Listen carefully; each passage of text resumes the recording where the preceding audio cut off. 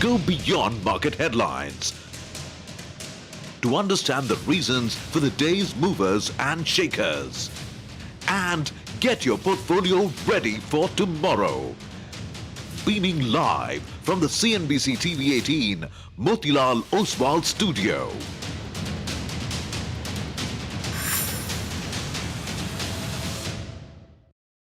The Hang Seng is down 1.25%. Similar sort of losses being reflected on the Nikkei as well. So Nifty found support once again at the 20-day moving average and moved higher.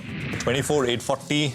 So absolutely flat. Nifty Bank is up about 0.25%. 125cc plus segment has outperformed this 6% growth. It'll probably be between 8 to 12% growth. We believe that yes, we are now in a position to continue to have this growth and then meet what are the stakeholders' expectations from the sector and from the Suzlon.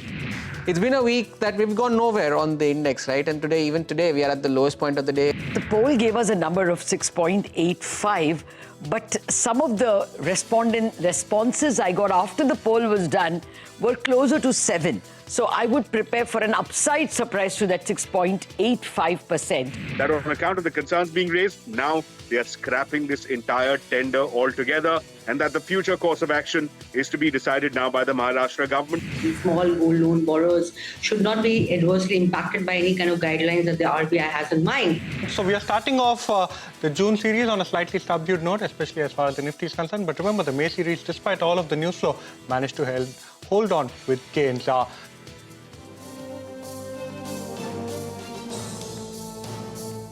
Okay, well, that is the day so far. Markets are down 60 points. I mean, so again, it's a neither here nor there kind of a day because it's not much. The Nifty Bank, by the way, I think is up about 1/3%. Mid and small caps are doing their own thing, so it is very much a stock-specific day. We're coming to you from the CNBC-TV18 Muthoot Finance studios. I'm Prashant Reema, Surbhi, Nigel with me here in the studios and the newsroom. Guys, hi, good afternoon.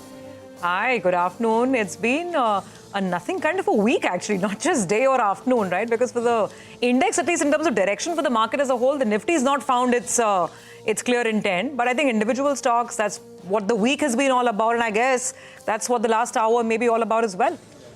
Well, that's right, guys. And y'all are three of y'all in the studio. So why is today a good day? There are three big factors. Why? Reema? It's a Friday. Okay. Salary. Yes. And? Okay. 1 hour End ago. of earning season. End of earning season. Bingo. There, got it. Lovely. After spending so many years in the newsroom together, I think you'll know the thought process. Three big reasons to celebrate today. Salary, it's a Friday, and obviously end of earnings as well. So good times.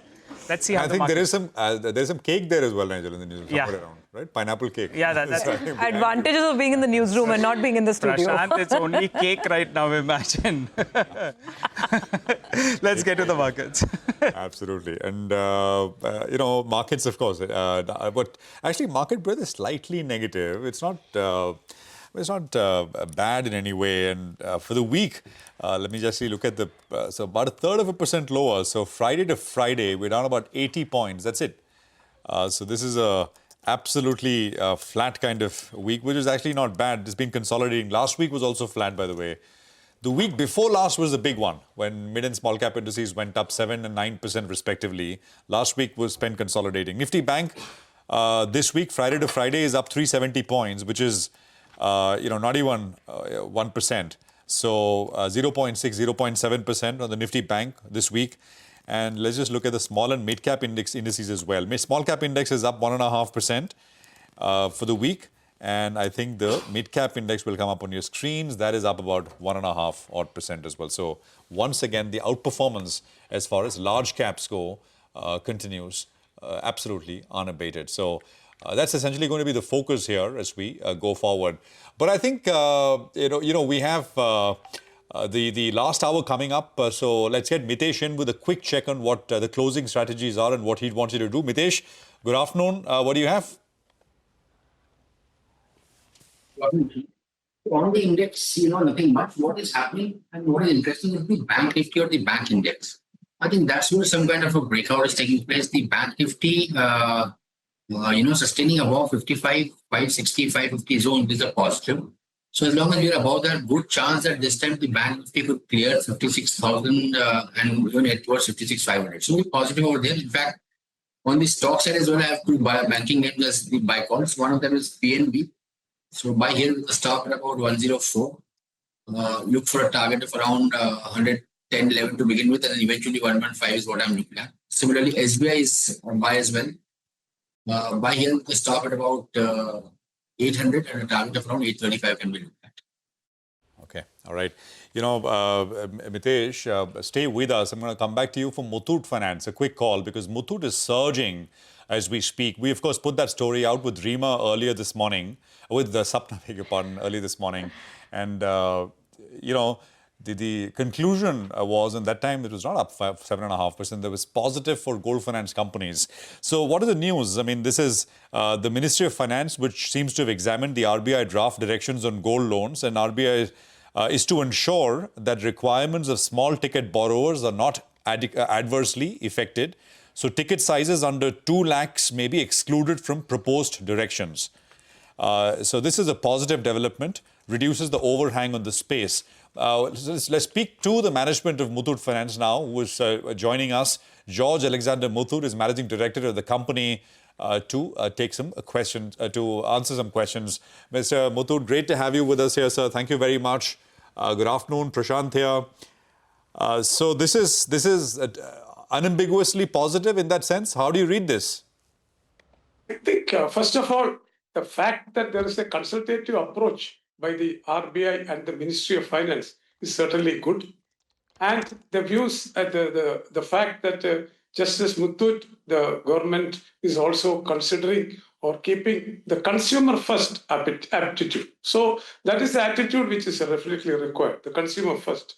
The earlier directions were not that good for small borrowers especially, and also for NBFCs. I think we had also given our suggestions almost on the same lines to RBI and the ministry, and I'm sure they would have both thought about it, and they are thinking of maybe revisiting the regulations, draft regulations once more. That's definitely positive because we have always felt that this is an industry which is serving the public, serving the consumers. Mr. Muthoot, these are at the end of the day suggestions, right? These are suggestions. At the end of the day, the regulator will have to decide. Yes, sir. So at right? least. So that is so that is one. These are they can only suggest, which is what this is. And second, which are the one or two top kind of things which, according to you, would have adversely impacted, as you said, the borrowers and of course then your business as well. Which the ministry is suggesting that gold borrowers who use gold as collateral be excluded from. Go on, sir. Yeah, I think most of the suggestions earlier were based on the processes, controls, etc., which is fully welcome.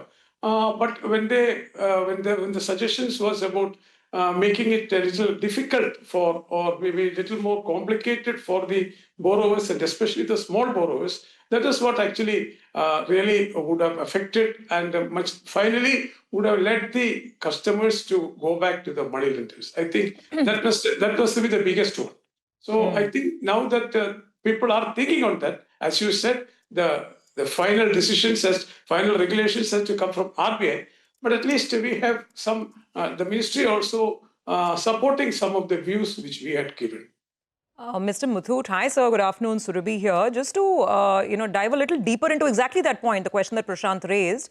Now, in that RBI consultation paper or the draft guidelines, some of the proposals that they were saying was to cap loan to value at 75%. In the earlier years, we've seen lenders go up to 80-90% as well. I think you've told us that you anyway try to keep it around that 75% mark in any case. Would you want to see some change around the LTV norm? Would it be something else? There was one more norm I remember, because this whole point of gold ownership, that the customer has to prove that the gold that they're coming to give as collateral, that they are legitimate owners of that gold. In many cases, it's, the family jewelry has been lying around for decades and maybe it's tough to provide ownership. So was that another condition that perhaps the industry is also seeking could be diluted? What specifically would you want to see a little diluted in the draft guidelines? No, I think you're not exactly correct when you say about LTV. The loan to value is already fixed at 75%, both for the NBFCs and the banks. It is only the question was some of the banks were maybe treating it as agricultural loans and giving more than 75. Otherwise, no NBFC can give more than 75%. Having said that, today the loan to value is only capped at 75% for NBFC. But having said that, at today's price, the average loan to value today in our books is only 58%. So people borrow only 58% because the price has gone so high. So there's plenty of headroom. Yeah, definitely. But 75% is good. We wouldn't want definitely the RBI to increase that from 75 to higher level. As an NBFC, as a largest gold loan NBFC, we would also not want RBI to increase the rate from 75 upwards. The second point is about the ownership of the gold. It is nobody carries a jeweler's bill with him when he comes to, or I don't know any one of us, neither you or me, has a bill for the gold which I'm wearing. So it is only probably getting an affidavit from the person that he has purchased it and it owns to him should be sufficient. That's what I think, a common sense approach. And the purity, sir, I mean, there was also some, just tell us if there is anything in the suggested, the RBI draft, on the purity of gold, on whether it's 22 carats, all gold needs to be treated as 22, etc. Customers might be bringing gold, which is 18 carat. So on that purity part, would you want anything to be be made less onerous from what the RBI is proposing? Yeah, I think this is already there. This is something which is already there because we are supposed to take only 22 carat gold. Yeah. Just less than 22 carat, we have to actually convert it or maybe reduce the price to make it to 22 carat. 22 rate and then only give. That is already there. It's nothing new. It is already there. See, as I said, most of these regulations, process, etc., are already there. It is just once more reiterated and made into one single composite direction. That's all. Okay. Sir, the Finance Ministry has also proposed exempting loans below 2 lakh for the small borrowers from this 75% LTV cap, right? I don't think that is there. I didn't read it that well. But anyway, even if they propose to exempt it, I think as a prudent NBFC, we wouldn't like to give more than 75%. What percentage of your loans are given to sub 2 lakh 2 lakh rupees in terms of borrowing? But I think more than 60% of our customers are below 2 lakhs. More than 70% of them are below 2 lakhs. Okay, and the LTV for them is also below 75%. I didn't hear you, please. The LTV that you give out, the LTV for the small borrowers below the 2 lakh mark, for them also it's below 75% for you. Yes, we have actually not distinguished anything below 2 lakhs or above 2 lakhs, etc. As of date, the regulation says we have to give only 75% maximum, and that is what we would like to continue. So, sir, incrementally, I mean, from everything that you describe, in its present form, the RBI draft guidelines, which you're saying many of them have been in place already, in its present form also, you do not see it impacting business in any way, right? That would be a fair assessment? No, I think the draft regulations had one or two issues about the LTV because the 75% there was some deductions, etc., to be made from 75%, which required some clarifications. That's which you had asked. I think now that we will have to do that clarification. So they were saying that not every loan can be given at 75%. Some loans have to be reduced from 75 to something lesser, etc. Right, Mr. Muthoot, let me ask you the standard question in terms of guidance, since we have you on anything. Always say minimum 15%. That's still 15%? Or I'm sure it will be better than that, but I don't want to commit on record about that. But please wait for our quarter results. We will do that. Anyway, the business is quite good. Business is growing. A lot of people are borrowing, even at whatever I said, our average is only 58%. Still, people are borrowing because they need the money. Yeah, no, absolutely. So, I mean, it's turning out to be a good month so far. I mean, this month, right? It's turning out to be a good quarter. Yes, I agree. And sir, just rechecking the average LTV across your portfolio that you are maintaining as of now, and this varies with gold prices, but as of date, it would be around, you said, around 54%, is it? 58%. 50, if you, right, 58%. Today's gold price, 58% is the average LTV. Yeah. If you take the weight of the gold and our total AUM, it is only 58%. Because everybody has not borrowed all the 75%. And as gold prices, if they keep going higher, that number will going up so high. It'll keep coming. I mean, the LTV will keep coming down. Thank you very much. Good speaking with you, sir, and appreciate. Sorry, you wanted to say something? I think this is actually a very useful loan model, and people shouldn't make it very complicated. That's all. That's what we want to say. Don't make it very complicated. It's just somebody pledging his ornaments. If he wants to sell it, he would have got all the 100%. But he wants to take it back. That is why he's pledging and paying interest. So these people take it back, which is something which we should help them, not to sell the gold, but to take a loan of it and to save the gold. That's what is happening today. So don't make it very complicated, and there is actually no risk also in this. It's something which we always like to shout from the top of the... it's a business you've done for, I think, one of the oldest players and done it successfully. And I think the ministry, of course, the government seems to agree with you. And that is the reason why they come out with these suggestions. Mr. Muthoot, thank you very much for your time, sir. Good speaking with you. It's always a pleasure here on CNBC-TV18. So that is the conversation with Muthoot, which, by the way, is one of the big gainers with tremendous amount of volumes, great gains. What a move, 7%, 8%. That's a 160 rupee move coming through. And, just look at what the open was. Open was 2,073. So, and for the first couple of minutes didn't do anything and then started moving higher. So it's been, it's come up gradually through the course of the day. Okay, what we'll do is we'll play out an interesting conversation. This is the conversation I had with Mark Mobius. He's, of course, someone who needs little by way of introduction, chairman of Mobius Emerging Opportunities Fund. And I spoke to him on our new program, The Global Reset, on CNBC-TV18 Prime. We spoke uncertainties around tariffs and, of course, what this means for markets. Mark has a clear non-consensus view. His view, what is the consensus? The consensus is that US deficits will rise, dollar will be under pressure. That's the view. That's the consensus view. He thinks the opposite will happen. Deficits will not rise, and the dollar actually, beyond the near term, will actually strengthen substantially. Listen in. I think the words that you use, things have been turned on its head, because Trump has done that, actually, for the global economy. He's basically said, look, folks, we're starting a new game. I'm throwing out all the old ideas, and now we're going to start over again so that the U.S. can get the fair treatment.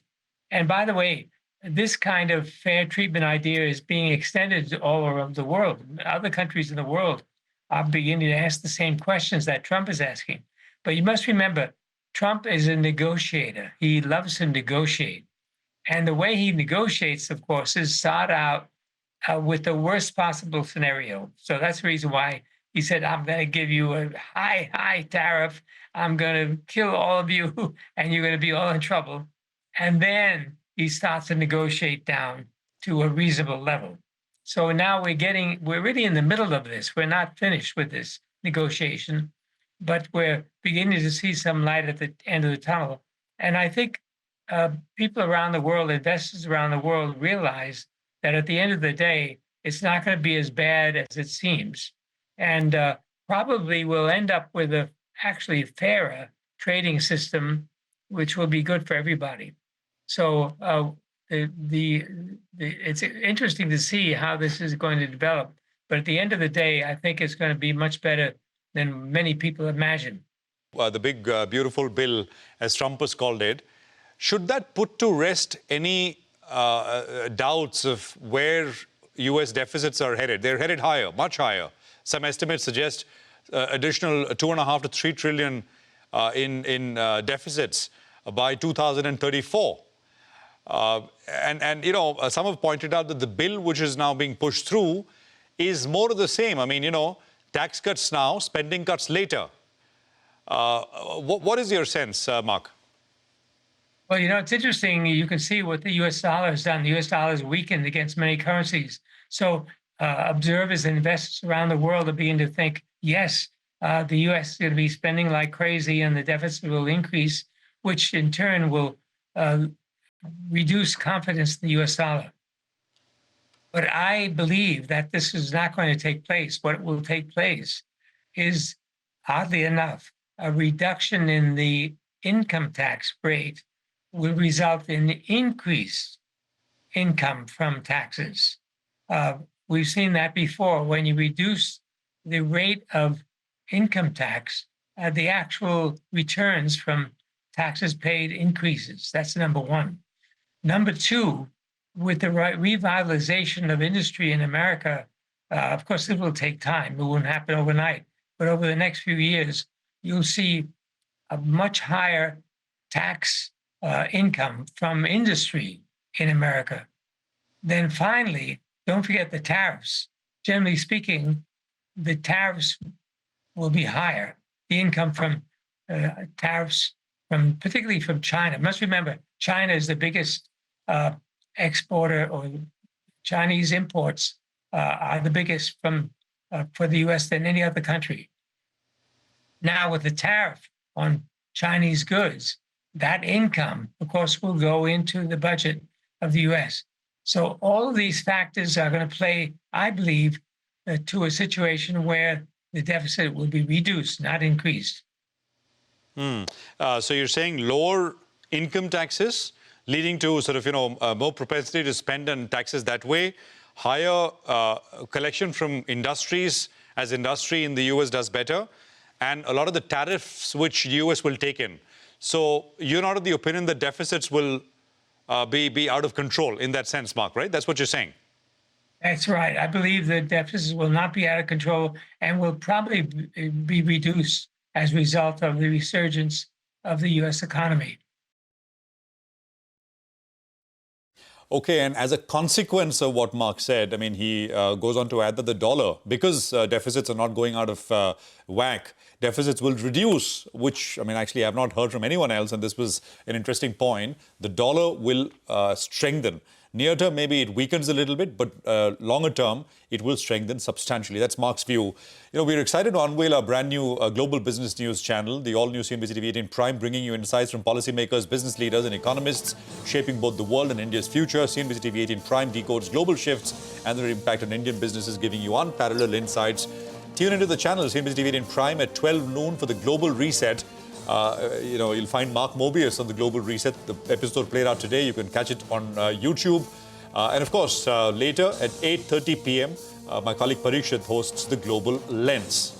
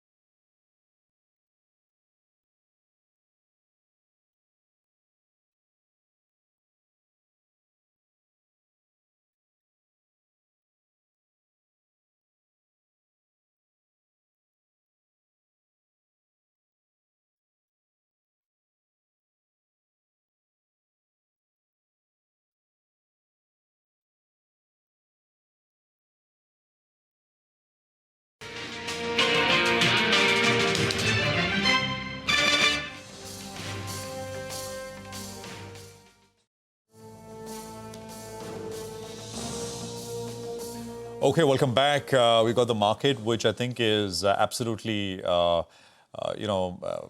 flattish, sideways is going to put it. But there are lots of individual movers. Kiri, for example, came up at the bottom of the screen, and Sudarshan will explain what's happening there, along with a bunch of other stocks in just a bit from now. We have Varun Goel, who's now with us. He's Senior Fund Manager, Equity at Mirai Asset Investment Managers. Varun, good afternoon. Great to have you with us here. Thank you for your time. I don't know if you got the chance to listen to the Muthoot management earlier. Stock's up 8%. I don't know if you own this name. You have a view. Go on. I think gold finance overall continues to be an attractive opportunity. And I think whenever we see sharp spikes in gold prices, typically the companies or the various institutions which are engaged in this business, their ability to lend more for the same amount increases. So I think typically we have seen growth coming back to gold finance companies in times of big gold price movements. And this year looks like one of those years. So I expect gold finance companies should do well. Hi, Varun. Good afternoon. Good to see you in. So from the banks and financial pack, since we touched upon that first, what would you be most optimistic on? You know, the couple of conferences that have been held this week, the feedback that I've got is there's plenty of interest now in the PSU banks. They haven't done much, I think, for the last 12 months or so, but suddenly that interest level is back out there. Your take? Yeah, good afternoon, Nigel. So I think broadly we expect BFSI companies to continue to do well. We have already seen 50 basis points of rate cut this year. I think this is at least 50 and maybe even 75 coming pretty soon. And looking at the inflation scenario, and I think an important thing is that looking at the weakness in the US dollar, I think RBI will carry out significant monetary easing because they don't have to worry too much about rupee now. And therefore, we believe RBI rate cuts could be front-loaded from this point onwards, and that should be good news. I think loan growth should stay resilient for system at a whole at 12-13%, and some of the larger public and private banks should be able to deliver high double-digit lending growth. And I think post the first 2 quarters, we should see stabilization of NIMs. And that should lead to good earnings growth from the second half of the year for most large banks and financial institutions. So broadly, we are pretty optimistic on this space. I think valuations are pretty attractive, both for public and private sector banks, and we continue to be invested in the same. Okay, all right, got that point. Varun, hi, good to have you on. I remember you saying that the market and overall the economy should see strong cyclical recovery over the next 1-2 years. The question is how to play that. I mean, whether you're better off playing that. I think real estate is a sector that you singled out even last time, that maybe that could be a way of playing it. Beyond real estate, if the market is poised for good earnings growth, then which sectors, where will it show up first? Yeah, good afternoon, Subhi. So our sense is yes, post economic slowdown and earnings, kind of a holiday in FY25. I think FY26 should see a lot better economic growth. So we expect Nifty earnings growth to move from low single digit in FY25 to let's say 12-13% in financial year 26. And we believe banks, telecom, IT, pharma will continue to be the drivers of that story. Also, please keep in mind that in FY25, there is a big decline in earnings of metals and oil and gas, because the refining margins were poor and the commodity prices came off. And that has impacted the earnings growth in FY25. And I think some of that will see good earnings growth on that low base. And therefore, we believe that journey to 10, 12, 13% kind of earnings growth is not that difficult. And our sense is with the benefit of these tax cuts and rate cuts, we should see economic growth coming back very strongly in the second half of this financial year. I think already the results that came in, I think they're either in line or slightly better than what we were expecting. And our sense is cyclical, domestic-oriented sectors, be it real estate, capital goods, banking and financial services, auto, generally should see a good year going ahead. Varun, the broad view, say a couple of months back, was this is the time to bet on large caps. And small caps went through a period of correction. From here on, would the buy still be with the large caps? Or do you think that as the earnings recovery plays out, then maybe in one's mutual fund, you should be biased more towards, lean in more towards small and mid-cap funds to make that extra money?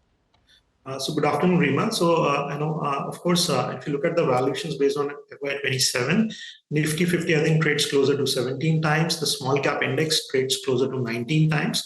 But I think the important differential is that Nifty 50 will have earnings growth of 12-13% on a CAGR basis, whereas we expect small cap index as such to have a 20% kind of earnings CAGR between now and 27, and especially the base is very low. So our sense is, both the asset classes should do well. Of course, every investor needs to do his asset allocation in terms of large, mid, and small. In fact, we launched a small cap fund in January, and while the start was very volatile, I think things are beginning to look up, and our sense is for investors who have a 5-year plus investment horizon, small cap also continues to be a very attractive asset class. Varun, how much of cash are you sitting on as a percentage of what you manage? So Nigel, as a house, we don't take very aggressive cash calls. I think a couple of percentage points, but nothing beyond that. Nothing beyond. All right, all right. The other sectors that were in focus, they ran up too much, and then they cooled off for the likes of defense as well as railways. I'm not sure what kind of exposure you have out there. Defense clearly has come back into play post the skirmish that we had with Pakistan on the border. But what's your view on both these two sectors? Because both of them have a long runway. Some of them have got very, very expensive on valuations, but there are very high interest levels. Your take? Well, I also will be a believer in the defense story. I think it's a 5-year, 10-year kind of a story. And looking at the geopolitical situation that we have, I think defense is kind of a core requirement from a country perspective. So I think incrementally we would see more participation from the private sector. Of course, there are several defense PSUs which are doing quite well, and our sense is a lot more startups and private sector companies will also begin to participate. Valuations, though, of course, remain a challenge, and one really has to pick and choose companies which have visibility of growth at the right valuation. So we do have some exposure to defense space, and we would wait for some price correction before further increasing our exposure on the defense side. Okay. All right, Varun, we'll leave it at on that note for this afternoon. Thank you very much for joining in. You have a good weekend, and we look forward to connecting again soon. Thanks for joining. Okay, let's just get back to the market and see what's going on. Not too much, 70 points down. It's still pretty much the same picture. Eternal is the big winner this afternoon, 4% higher, continues to charge ahead. I think we'll take a quick break on that note. Come back on the other side. We'll have our special segment, as always, D-Street Chatter. Nimesh joins in with everything that's buzzing in dealing rooms today. And then some final trading calls coming up as well. Back in just a bit.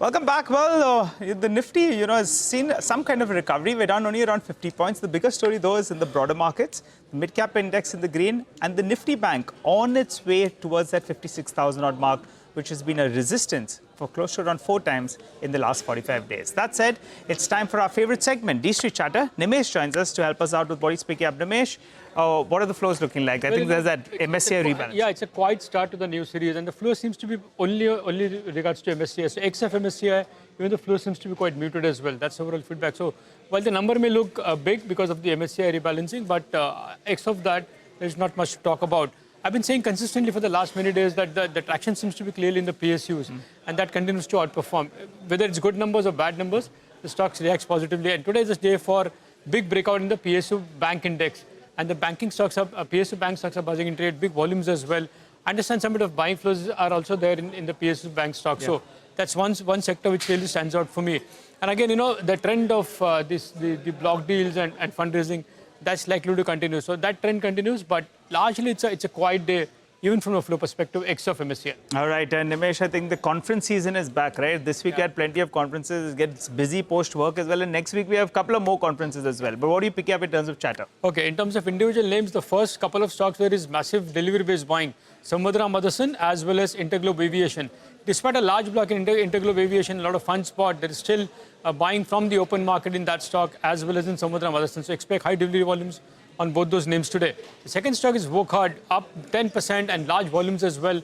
I understand there are some strong flows at HNI desk, and also the street is anticipating some corporate development with regards to one of the molecules very soon. So that's a trigger for Wokhard. The third stock is Borosil Renewables. Post earnings has been in a very narrow range of late, but now I understand the company is likely to raise funds via QIP very soon. So that's a fundraising trigger in Borosil. And the last stock is PB Fintech. Again, post earnings, the stock has been a bit of under pressure of late. But again, in PB Fintech, the indication is there could be a large block in PB Fintech very soon. Thank you very much for that. The Nifty is still below the 24,750 mark. Bajaj Auto, top loser, 3% down. IT is on the back foot. HCL Tech, Tech Mahindra, Infosys, all staring at cuts between 1.5% to 2%. And you also have about a 2.5% knock coming in on Hindalco and Shriram Finance. On the way up, Eternal is the big mover. And then you've got banks like State Bank of India and HDFC Bank, which are helping the Nifty Bank outperform. That up move in the banking stocks in the last 2 hours came in courtesy SBI and HDFC Bank. Mitesh is now back with us for a few BTST calls for the weekend. Mitesh? Yeah. I think, it's the banking pack, which I said earlier, is doing well. The rest of the pack, I think, is still dicey and tricky. So we had some long calls over there.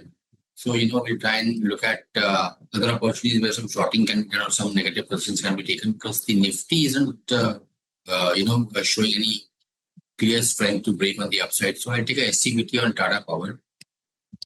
He was talking about 395 half. Look for a target of around 385, and a BTST in Union Bank is stop at 145 to targets of 150. Right, no, absolutely. Those are good ideas. Lots happening, right? I mean, it's a pretty vibrant screen out there. Mitesh, I don't know if you have any thoughts on IIFL. It's been slowly creeping higher. A lot of damage on the stock price. But a week after it's building a decent base, 2% today as well. Prashant, IIFL has been in an uptrend for the last 4 weeks, and I think the strength is still there. I think it's the first target I have on the upside is around 450, 455, and in a good case scenario, even 470. So still positive over here. I think any decline should be used to buy into this one. Okay, all right.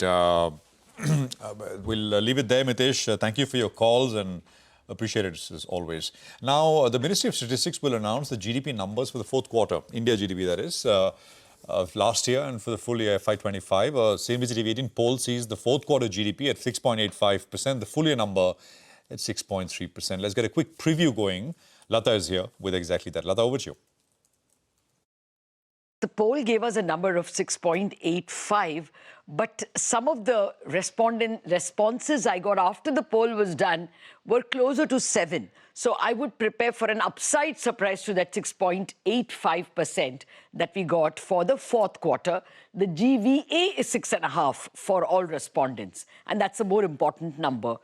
Just for reference, the previous numbers are coming up for you in a table. Last quarter was 6.2. Second quarter was 5.6 and Q1 was 6.5. I'm giving you these numbers for a reason. I'll come to it in a minute. What is expected to fire well in the fourth quarter are agriculture, services like construction, finance, and public administration. That's the government services. What will not do well or is expected to lag would be manufacturing. Investment and consumption are both expected to do well, but investment will do a little better than consumption. Growth, that's the expectation. There is a large gap expected between GDP and GVA because of the lower subsidies, and that's important to note. So GVA, everyone expects at 6.5. The important part is the previous quarter's numbers may be recast. You remember that 5.6 in the second quarter? If that is recast, then the numbers can look very different. Then all bets are off. Then don't go by our poll at all. For the full year, the expectation again is 6.3. Again, if previous numbers are recast, then this can well be 6.4 also. Many people told us about that number. Upside surprise is what people are expecting. Okay, all right, got that point. Lata, thank you very much. So we'll watch out, of course, for the GDP print. For now, let's look at a lot of the earnings reaction. We've had some outsized reactions, over the course of this week and some even today as well. Stocks like Gujarat Pipavav, Sobha, Landmark Cars, Amara Raja, all of them reacting to Q4 numbers. Sudarshan is here with a quick roundup. So we'll start with companies which are reacting positively after their Q4 FY25 earnings. And first on the list is Gujarat Pipavav, which has reported a steady set of earnings in this challenging environment. Revenue was flat at rupees 250 crore, even EBITDA was flat at rupees 157 crore, and company has managed to hold on to margin above 62%. Next in the list is Sobha. It has reported a healthy Q4. Revenue was up 63%. Even EBITDA has increased by 52%, and collections were up 21%, and sales value have risen 32% on a sequential basis. Now coming to the companies which are reacting negatively to their earnings, and first one is Mazagon Dock. It was a weak Q4, but for FY25, company's performance remains healthy. Q4 margin was down 1,400 basis points YOY and 2,300 basis points on a sequential basis. But FY25 revenue and margin was above its guidance. Next is Landmark Cars. Revenue growth was healthy. It was up 26%, but margin has seen a contraction. It was down 120 basis points YOY. Amara Raja, it was operationally weak quarter. Profit was down 30%. Revenue has increased 5%, but margin has contracted by more than 300 basis points YOY. Next is Westmont Living. Growth for this company remains soft. Revenue was up 3%. Margin also remains under pressure. It was down 200 basis points, and company has reported FY25 revenue growth of 9% against its guidance of 10 to 12%, and also company has refrained from giving the guidance for FY26. Last in the list is Kire Industry. It was a muted set for Q1. Company has reported a loss of 85 crore versus loss of 10 crore in the same quarter last year, but EBITDA loss has narrowed. For Q4 FY25, EBITDA loss is rupees 5 crore versus loss of rupees 10 crore. But stock is seeing sharp downtick because in last 1 year, stock has moved higher by more than 120%. Okay, all right. Thanks a lot for that, Sudarshan. Well, let's focus on a couple of these pharma names, though. They as well are reacting to their numbers. Ekta joins us to run us through a few of those companies from the pharma pack. Ekta? I'll start with Orchid Pharma. It has been down and out for the past couple of trading sessions, down 20% this week itself at current reckoning. Nuvama wrote a note post the numbers. They said that the base business pressure led to a muted FY26 guidance, and they've cut their target price to 990 rupees. Alkem, the street seemed to be a little disappointed with the guidance. So the company is guided for high single-digit overall revenue growth in FY26. EBITDA margin guidance for FY26 is flat on a year-on-year basis, but for FY27, they're guiding for double-digit revenue growth. Wockhardt, there seems to be a turnaround on a year-on-year basis with a 6% growth in terms of revenue as well as lower losses. So revenue up 6% to 743 crores, margins 9% versus an EBITDA loss, and a profit, or rather a net loss of 25 crores versus a larger net loss of over 160 crores on a year-on-year basis. Concord Biotech, revenue up 35%, margins have expanded 200 basis points to 44% versus 42%, and Shalby, that one disappointed the street in terms of its operational performance. Margins came in at around 8% versus 16% year-on-year, and a net loss of around 11.8 crores. Thank you, Ekta. But before we let you go, tell us about Apollo Hospitals. Numbers expected today. What is the street anticipating? Apollo Hospitals this quarter, we are expecting a revenue growth of around 13% margins coming in at around 13.7 versus 13% this quarter. And the profit should come in at around 360 crores plus. Now, in terms of key expectations, the street is anticipating around a 10% growth in terms of the hospital business, which will be led by a 5 to 6% increase in the average revenue per occupied bed, as well as steady occupancies. So the occupancy in Q3 was at around 68% odd. The overall growth is expected expected to be led by complex procedures as well as the international patient growth. That was steady in the previous quarter. International patient growth, it was up 19% ex of Bangladesh. Now watch out for Apollo 24/7 because the GMV was up around 11% in Q3 with around 2 million users. So one will want to see what that trajectory is this quarter. Overall, margin should also improve and be higher on a year-on-year basis. Okay, all right, got that. Thanks very much, Ekta, for the details over there. Let's continue to focus on some stocks that have been in the thick of the action today, and Suzlon is definitely one of them. What a super move coming through, 10 to 11% higher through the course of the day after the company came out with Q4 numbers. We spoke with the management as well, sounding very optimistic on the current year, talking about 60% growth across financial parameters. We've got Vivek joining in with more details on what's powering the move. Vivek. Well, Surbhi, looking at a 9% move on what is a very high market cap company with a very high equity base, 9% is a very sharp move and a significant market cap addition as far as Suzlon is concerned. But the main reason, like you highlighted, is the fact that the company has managed to have a very strong FY25 and especially Q4, they managed to end the year with a very strong quarter. Now, in terms of top line is up 73.2%, mainly on the back of the fact that deliveries for the S144 wind turbine has been very strong at 573 megawatt. On the back of that, revenues higher by over 73%. EBITDA, very strong operational performance as well, up 94% on a year-on-year basis. Margins expanding 200 basis points, coming in at 18.4%. And profitability, even if you take out the one-time deferred tax gain of close to 600 crore, even after that, it's a very significant up move, especially when you're looking at the profitability on a year-on-year basis. Now, at the end of FY25, order book quite steady. Company says it gives them visibility for the next 12 to 18 months, is at 5.6 gigawatt. And more importantly, the S144 wind turbine constitutes 91% of the total order book, implying that Suzlon now can look at a structurally higher EBITDA margin basis. As far as FY26 guidance is concerned, remember the company for the first time has actually given a guidance 1 year forward. WTG volume growth, revenue growth, EBITDA growth as well as PAT growth all are expected in the range of 60% on what is essentially a high base of FY25. So that is something the street clearly likes. And the WTG segment contribution margin is guided at 23%. Remember, the guidance for last year was in the range of 19 to 21%. So that too has gone up significantly. And the O&M business too quite steady, where the margins are structurally high. So overall, a strong set of numbers from Suzlon, strong management commentary and guidance, aiding the stock up move today. Thank you. Good time then to listen into what the management had to say. Obviously, for the first time in our history that we gave a guidance saying that in FY26, we will grow by 60% minimum across the board. So that is not just giving a guidance of a number, and we are able to give a guidance for the first time, shows that we are now well prepared as an organization to see the future. Okay, one more stock which has been under pressure all through the day has been Birlasoft. This is reacting to the sharp Macquarie downgrade, where they've double downgraded the stock from an outperform, it's an underperform, and the target price has been lowered by 45%. The new target price is at 350, which means more than a 10% downside from the current level of 400 rupees.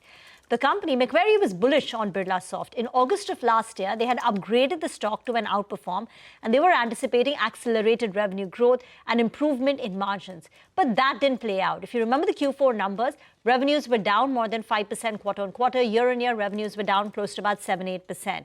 Now, Macquarie is saying that for Birlasoft, revenue growth and margins will be subpar in FY26 and things will recover only in FY27. But, given the growth and the margin profile, the fair value that Macquarie is now attributing to Birlasoft is just a 15x multiple versus the 27 multiple that they had earlier ascribed.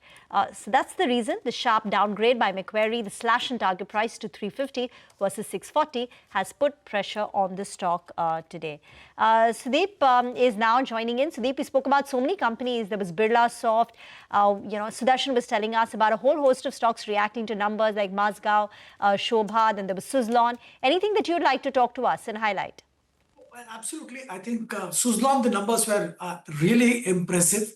And more than the numbers, I think the management commentary and management confidence was very apparent in the call. So I think this company is in for a good time. And the way they are progressing, I think, I won't be surprised if there is a significant upside from current levels as well as the time goes by. The other company I did I look at and was disappointed was Mazagon Dock. I think the valuation at such a level, the company's valuation is that there is very little margin of error, and at that kind of valuation, if the performance is not as per the expectation, you will definitely be pessimistic, and that's pretty much what is getting reflected in the market today. The sharp drop in margin was disappointing. I think all these defense companies at the kind of valuation at which they are, the execution is the key, and that is where we have to focus on going forward. The other company where I think I did like the results and the commentary was Bajaj Auto. They are trying to do all the right things and ticking all the boxes. The margin is what they have focused on, and I think it's a very good thing. Export, they're getting a lot of support from the export market, and that's very, very good for a company like Bajaj. The only challenge is domestic market share and domestic sales of motorcycles, and that's where there is a bit of a challenge. They're trying to scale up stuff, but overall domestic market has seen pick up in volume in scooters and not motorcycles. So that's probably the reason why Bajaj domestic numbers were not impressive. But I think they're trying to do all the right things. Let's keep watching the space as far as this is concerned. I think that's pretty much what did attract my attention. In the defense, since you spoke about Mazagon and how there is no room for error, and Q4 numbers were no doubt disappointing. But even for a BDL, for instance, that's the one which came out with numbers earlier this week. I remember the stock was under pressure post the numbers. HAL, Hindustan Aeronautics, the numbers were fine, but the street was spooked by the guidance for FY26. Perhaps conservative, but just an 8 to 10% kind of a top-line growth. Now in the defense pack, given where we stand on the projections, the Q4 earnings, and the valuations, is there any defense stock which one can buy at this juncture? Well, the only stock which I've been liking for last 1 year has been Bharat Electronics, and I continue to like that. The valuation has moved up quite a bit. And of course, post Operation Sindoor, there has been excitement in buying BEL, rightly so. And I do believe at some stage there may be a re-rating of this stock, because I think the potential here is immense. The company has been conservative and doing the right things. The order inflow last fiscal was nothing great. It was below expectations and below the management expectation as well. We probably will see a change in scenario during the current fiscal. Also, they have got into adjacencies like providing network support services for metro rail, which should help them. But defense itself is a large space, and they cater to all the three arms of the armed forces, which is Air Force, Army, and Navy. So export opportunities are opening up as well. So BEL, a re-rating at some stage is possible. And from a long-term investor point of view, I think that's a very good buy, considering their operational performance as well. Okay, all right, got that point, Sudeep. We do have to take a quick break. Stay on. We'll have more questions for you in just a bit. But as we take this break, here's the good news for our viewers. India's business news leader is now just a click away, introducing CNBC-TV18's all-new app. Get instant access to breaking news, in-depth articles, and financial world updates at your fingertips. You can download the app from the Apple Store or from Google Play. You just need to scan the code as well. You can straight away get to it from our stream.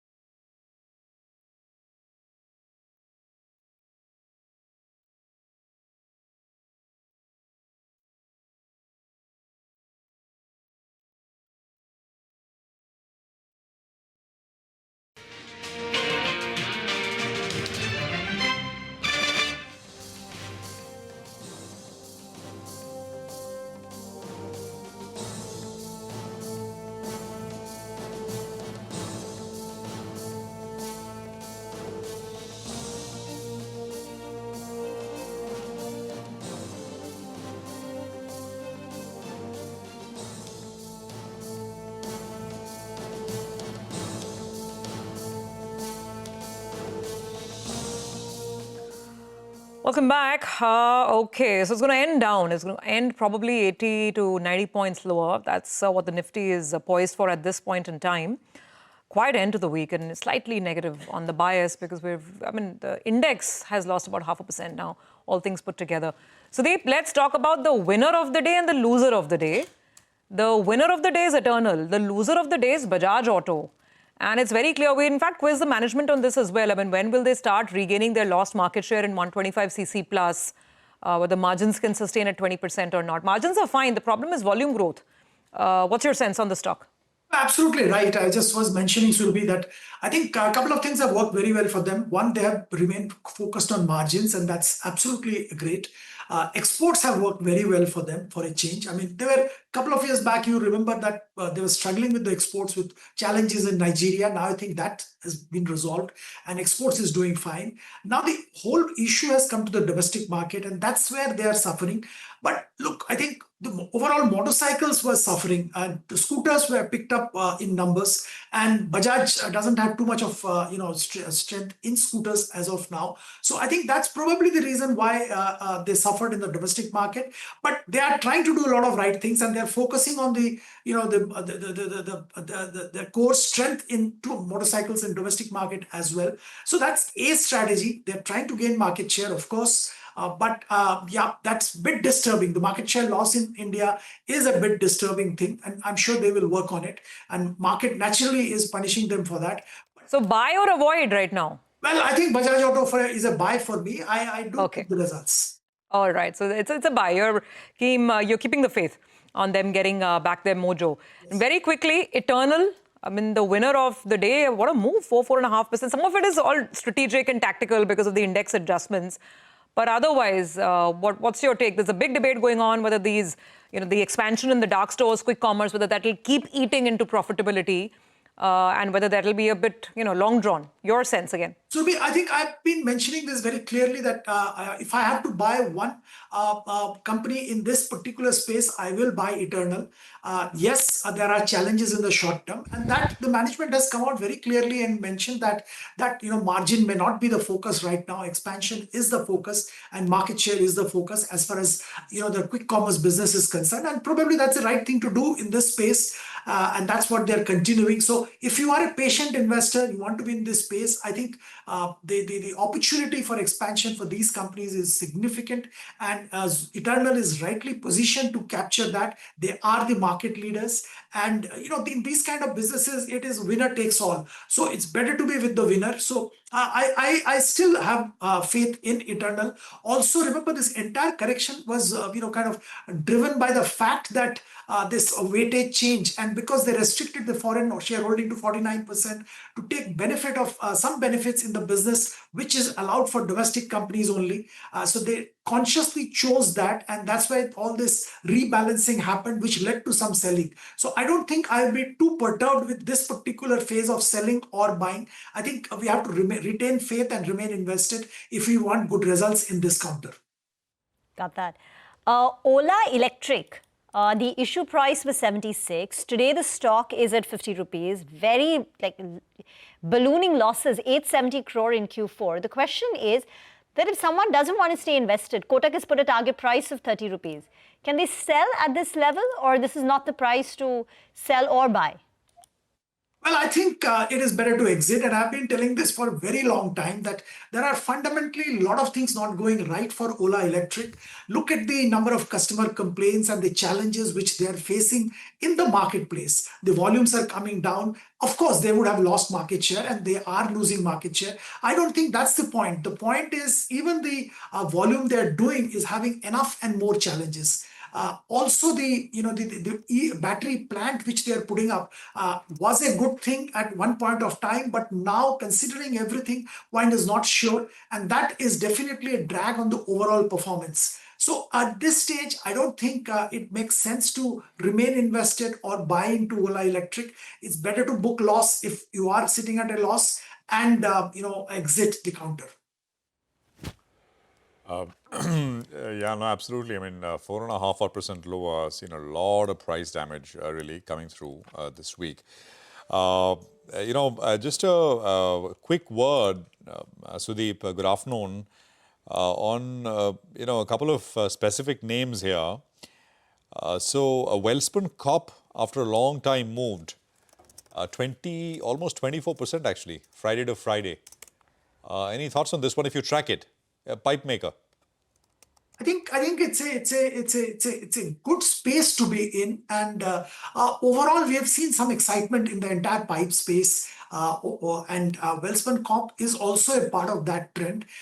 We fundamentally believe that these companies will do very well in the near future with the kind of focus on construction, infrastructure, and overall capital expenditure, which the government has outlined and which private sector is also doing. So pipe companies will do well, and Welspun Corp is in a unique position to benefit out of that. And I think fundamentally it's a good script to buy from a long-term perspective anyway. Okay. All right. Sudeep, we'll leave it there. Thank you very much for joining us. Have a good weekend, and we'll see you back next week. Appreciate it, as always, you joining in. Just to wrap out things, the Nifty is ending 0.4 lower. Nifty Bank is actually higher by about 0.6%. This is Friday to Friday. Mid and small caps, no real problems. Mid cap index 1.2, small cap index 1.5. So higher. So this is the overall change that we had. And I just sorted the NSE 500 companies, NSE 500 stocks on the downside. And you really struggled to find anything of, anything which saw very large damage, or it's not a long list either. But lots of stuff, 10% and more, 20% and more, at least 6 or 7 names, decent names. So yeah, the broader market continues to fire and perform. Well, in the large cap space, again, no big moves in individual stocks for the entire week. So the best performing stock for the week was Trent, with a gain of close to about 3.5%. IndusInd Bank, despite the bad news about insider trading, IndusInd Bank closes the week with a gain of over 3%. PSUs did well. So State Bank of India was also on the winners list for the week. So was Adani Ports, L&T, Dr. Reddy's and Bharti Airtel. On the way down, the losers on a week-to-date basis, not for the day, but it was Ultratech Cement, 5% down, Grasim, ITC, NTPC, Shriram Finance, Power Grid. These were some of the stocks with a fall of about 3 to 5% for this week. Well, we call time now on Closing Bell for the day and for the week, but don't go anywhere. On the other side is Editor's Roundtable.